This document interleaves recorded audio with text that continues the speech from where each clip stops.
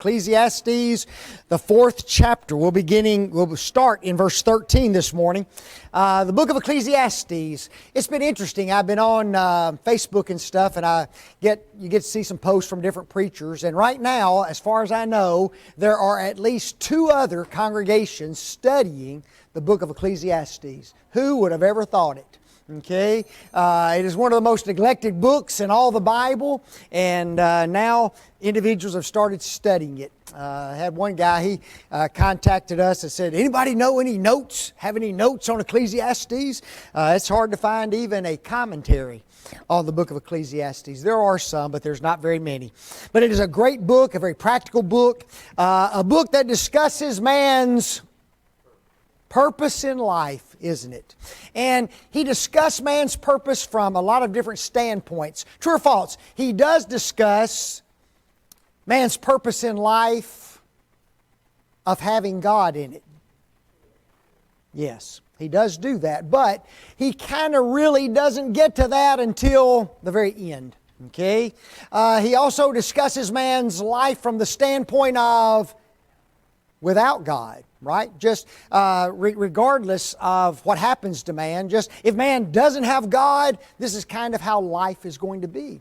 He also discusses man's purpose in life if all man does is just die. Okay? If the only reason we're here is to die, then we live a life of vanity, we'll live a life of emptiness, we live a life of vexation of spirit.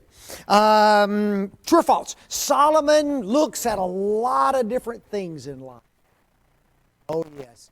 It's amazing how much time and effort he spent in his study of life. And it's almost as if that he's learned so many things and he's got so many things on his mind that he just can't discuss them all fully the way he wants to. And sometimes what you'll see is he'll just kind of jump from one subject to another subject to another subject because he wants to get as much in as he possibly can. And last time he discussed the concept of being all alone, didn't he?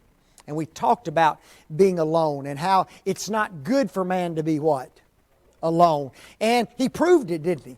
2 are better than 1, he said. A threefold cord is not easily broken. So he gave a whole lot of examples of where it's always better to be 2 or 3 or 4 more than just being all by your lonesome. Okay? And so that's where his mind was focused. And then all of a sudden we get to Ecclesiastes 4 verse 13 and all of a sudden everything changes. Okay? And sometimes we wonder, why did he change his mind? Well, remember, he's just got so much in his mind that he has learned that he just jumps from one subject to another subject to another subject, trying to get us to understand some things. I'm going to make a statement. It's not found in the biblical text. And you tell me which is if it's true or not, okay? A child is better to have on your side than a king. Are you kidding me? You are kidding me. If I brought a little 3-year-old right up here, and I had a king of a nation standing here, and I said, now, you can choose which one of those 2 you want in your life. Just give me that 3-year-old. I bet you most of you would walk out of here with a king on your arm. Okay? Why would I say that? I didn't describe either one of them, did I? What if I said this? Who would want a child with ADHD versus an extremely wise king like Solomon? Who would you want now? Now, see... Now you want the king. Yeah. Unbelievable. Your humanity is coming through, isn't it? Most of us would choose a king. Okay? Guys, a king has wealth, doesn't he? A king has a lot of connections. A king can provide for our life. And guess what we have to do with a child? We got to finish raising that kid, don't we? We got to provide for him. We got to discipline him. And can't he, when he gets older, break our hearts? Oh, yes, he can. A king is more of an asset than a child is. Okay? And but notice what Solomon says, though. Better is a poor and wise child than an old and foolish king, who will no more be admonished. Man.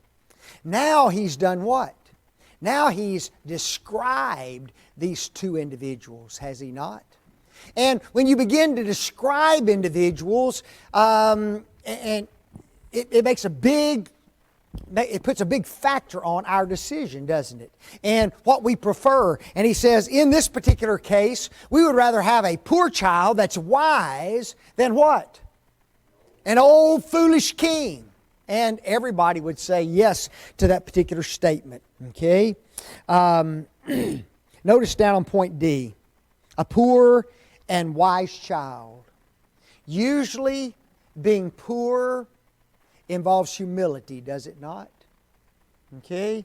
Oftentimes kings are very wealthy and they have a lot of power, don't they? And oftentimes power and wealth can lift an individual up and can make him think that he is something that he is not. Okay? Whereas if you have someone who's poor, that individual is usually dependent, isn't he?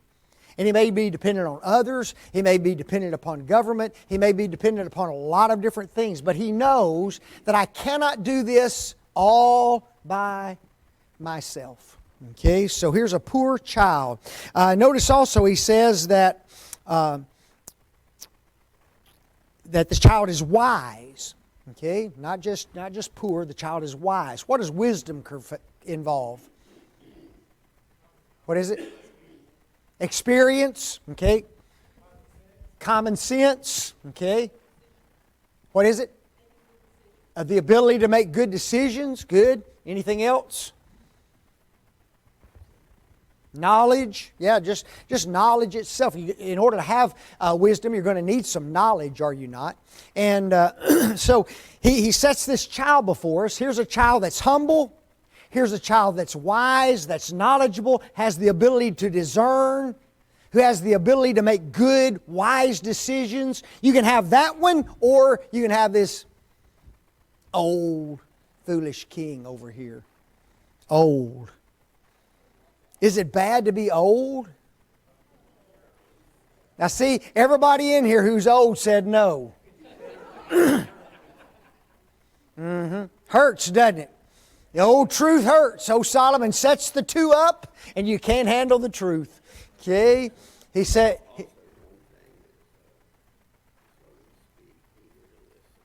What's that? A wise person? Yes, absolutely.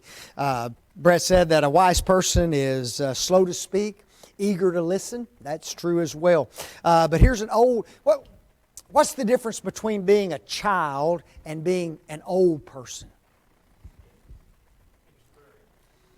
Okay, but I'm talking about why is one good and the other bad? Because that's the way Solomon is contrasting this, isn't it?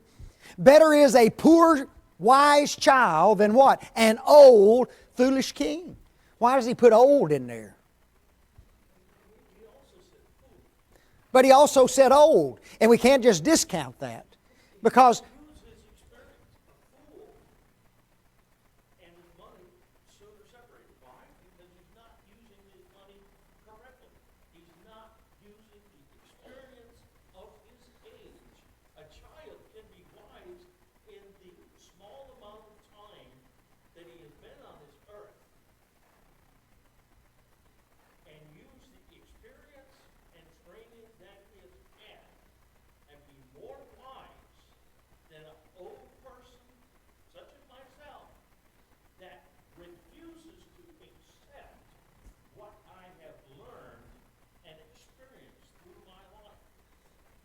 I agree, but Solomon wants us to understand that there is a detriment to being old.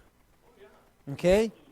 There's a detriment to being old. If you're a child, you know, we always say this. We see these little 3, 4, 5, 6-year-olds running around in all kinds of places, in the store, on the playground. And what does every old person say? Every one of us. Ooh, I sure do wish I had his energy. You want to know why? Because you ain't got it no more. That's why. You what? You old. You know? You get up at 7:30, you have your cup of coffee, you're back in bed at 8:15. You know? There is a detriment to being old.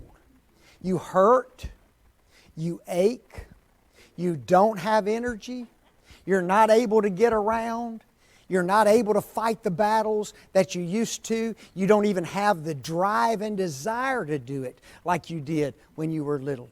Okay? So, you know, if I put a child up versus an old person and I need to get something done, I'll choose who? I'll choose the child a lot of times because I know the elderly person can't do it. Okay? But then not only do I have an energetic child, right?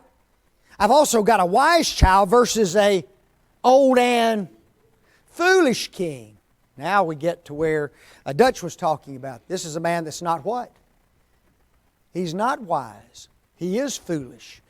He hasn't learned from his experiences. He hasn't learned from his position. Okay? Whereas you have this child, even though he doesn't have many years of having lived, but the years that he has accepted the knowledge and uses it wisely. And so he says what? He says, better is a poor and wise child than an old and foolish king. There's a lesson, folks. A high position and old age does not guarantee you are an asset to anyone. You know that? You know? It's true, isn't it? Most of the time, if a person's in a high position, and if a person is older, you would think, that person's pretty beneficial to me. Wouldn't you? Because of his wisdom, because of his experience, because of all the things that he should have learned, and I can use this person. Okay? Most of the time, even my grandchildren, you know, I got 2 little 9-year-olds, and you know what? Sometimes they're still goofy, you know. Some of the stuff they say to me, you know, I don't know that I want them guiding me and governing me, but I'd want a good wise person to do that. Okay, but just because somebody's in a high position, and just because he is elderly, doesn't make him an asset to anyone.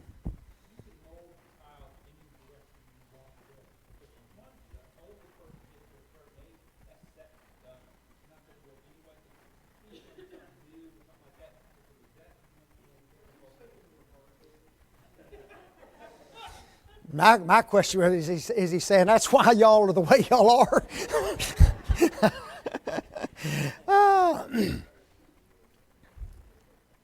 Folks, there are things in life that can cause a person to become useless and harmful as he gets older. Aren't there? Notice how he ends the verse. Who will no more be what? Admonished. Okay, here's the problem of the old foolish king. He will no longer be what? Admonished. Nobody's teaching me nothing. I know it all. There he is. Turn over to 1 Kings. Well, we've got it there in our notes. For it came to pass when Solomon was what? Old. Got that? Now it came to pass when Solomon was old. Now, question. Was Solomon wise? Be careful.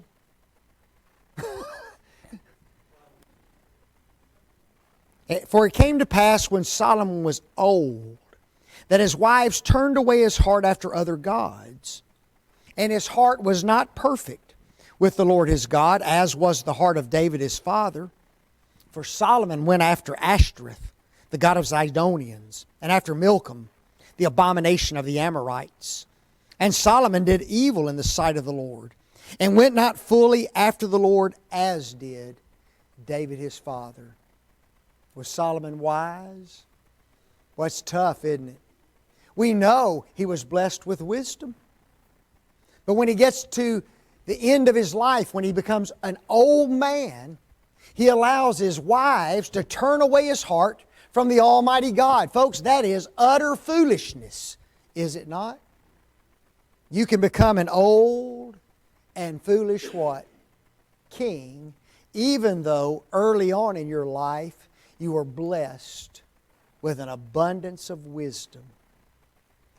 The question that has always been asked about the book of Ecclesiastes is this: is Ecclesiastes Solomon's book of repentance? Okay? Because in the book, he gets to the conclusion of the matter, and the conclusion is what? The whole duty of man is to fear God and keep His commandments. Okay? Did Solomon learn that before he was old, or did he learn that after he was old, after he committed his sins, and now he's writing this book to manifest a heart of repentance? Brother Franklin Camp, he would always say, I believe that Ecclesiastes is the repentance of Solomon. His wife would be sitting beside him, she'd elbow him, and she'd whisper over in his ear, and she'd say, Franklin, you just believe that because you like Solomon. We're not told, are we? Don't know. We hope Solomon repented, don't we?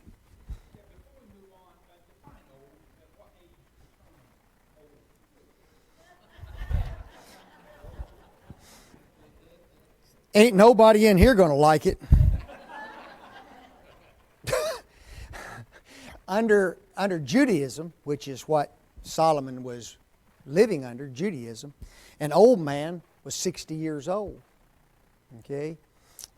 Youth was child was 0 to 20. Okay? Young man, 20 to 40.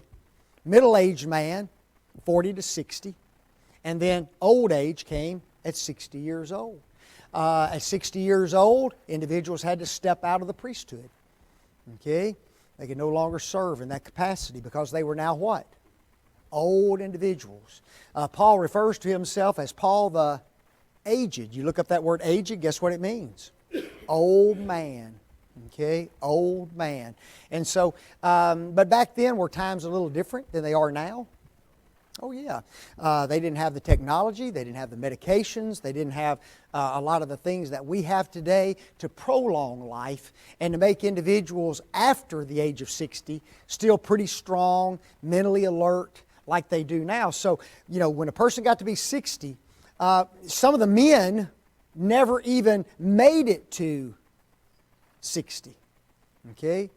That's why the Bible, when it addresses this concept of widows, you never really read about what? Widowers. You always read about widows, because many times a man would lose his life before the wife. And there's a lot of reasons for that. Okay? Very difficult jobs, warfare, okay? All kinds of things that were very, very,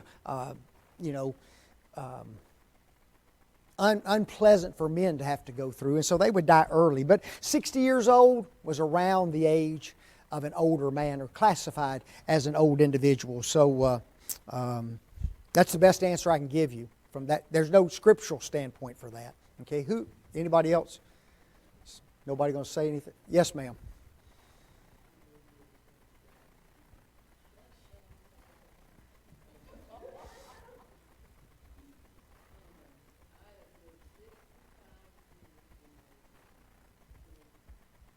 With him.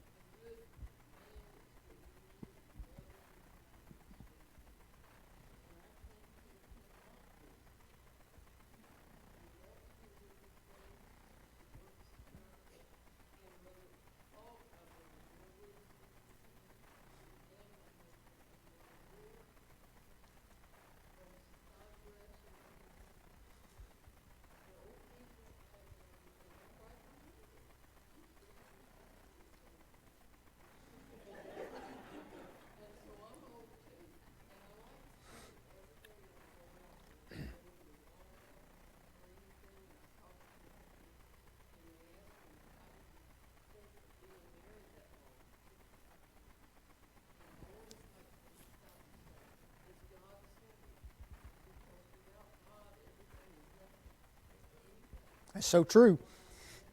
Aren't we glad that Solomon said old and what? Foolish. Okay? Because there are old and wise people.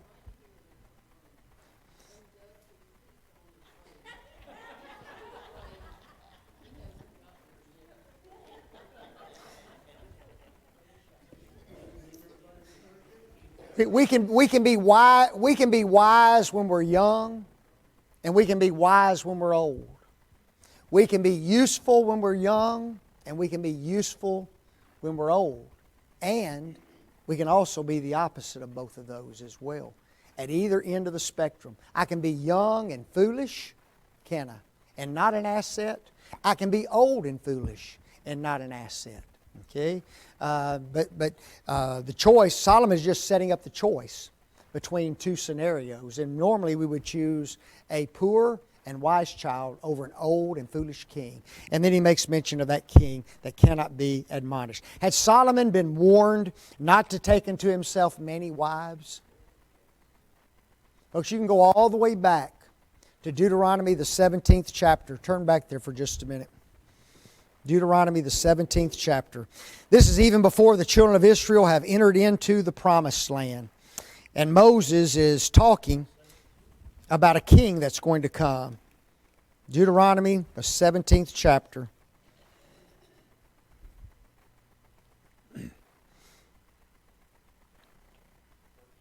Look at verse 15.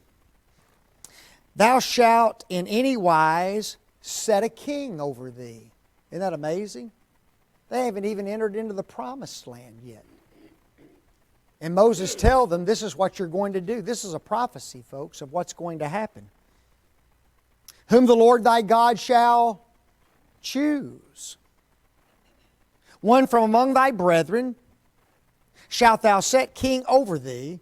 Thou mayest not set a stranger over thee, which is not thy brother.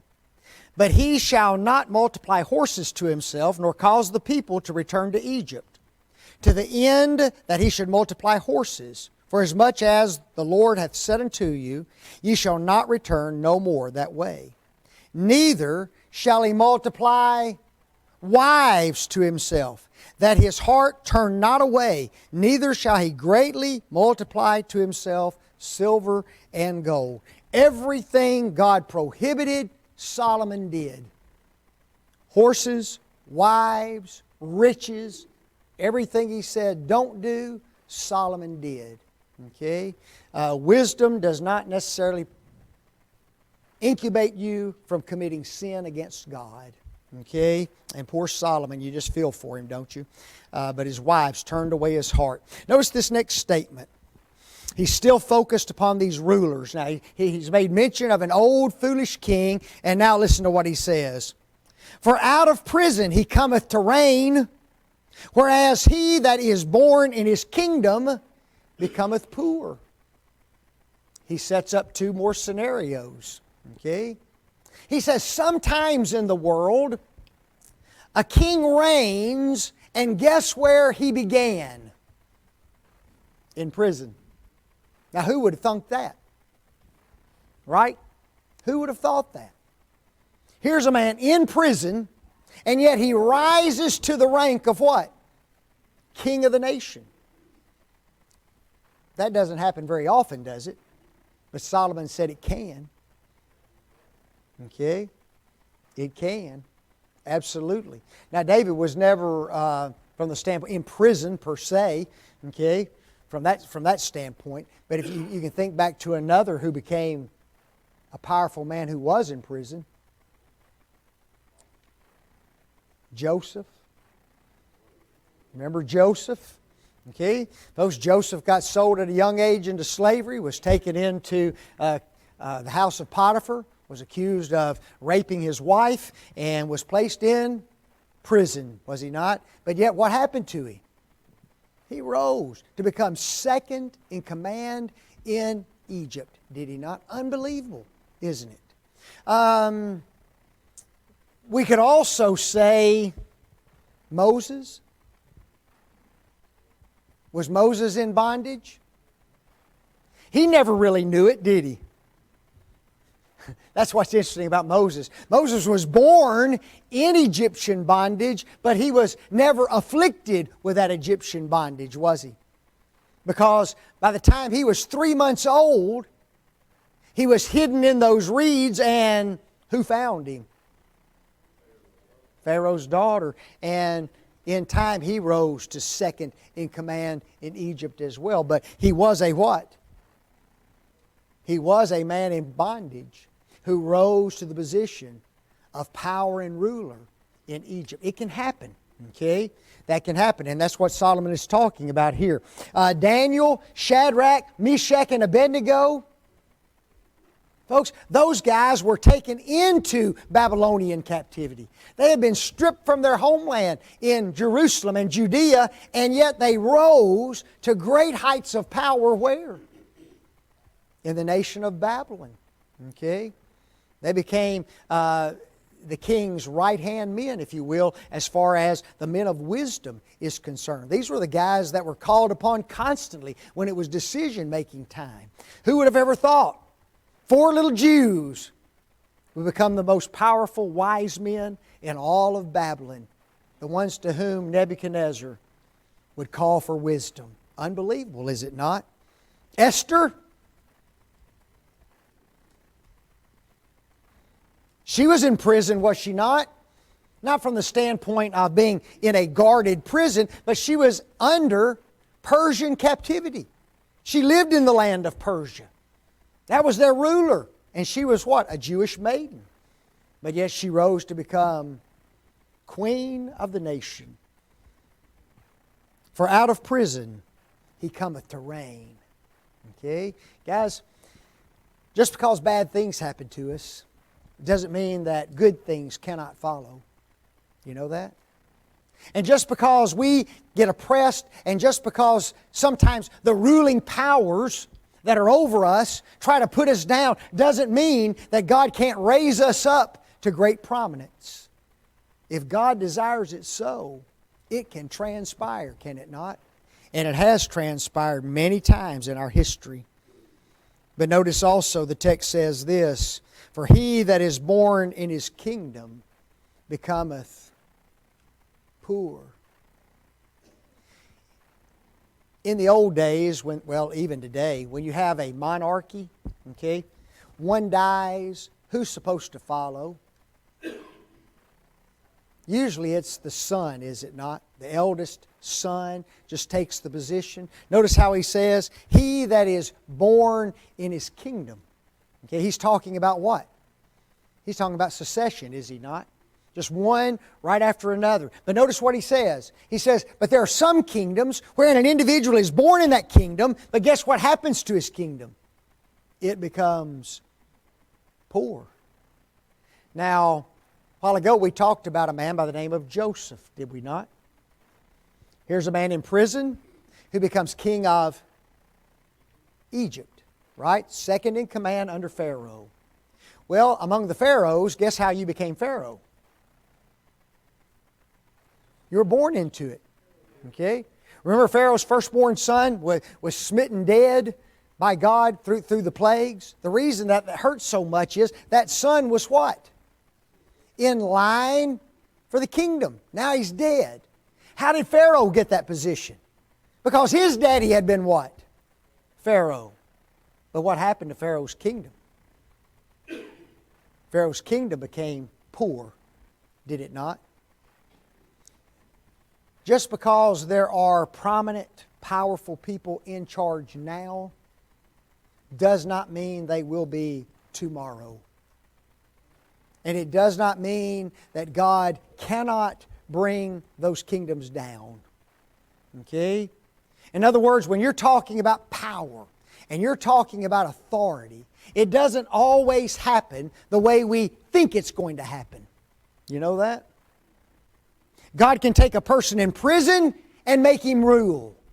God can take a person who is ruling, who's been a line of succession of individuals for years and years and years, and make his kingdom poor. Because guess who's in charge? Turn over to Romans 13:1.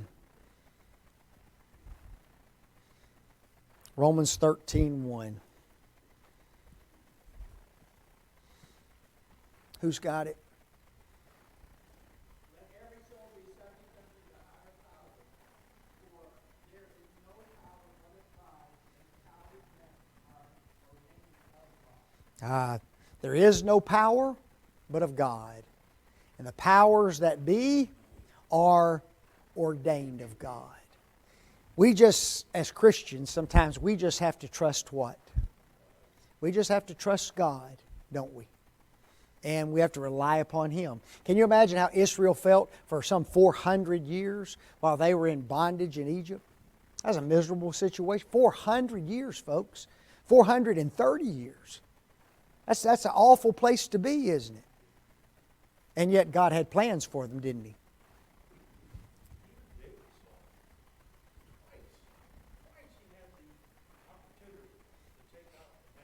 Mm-hmm. It's true.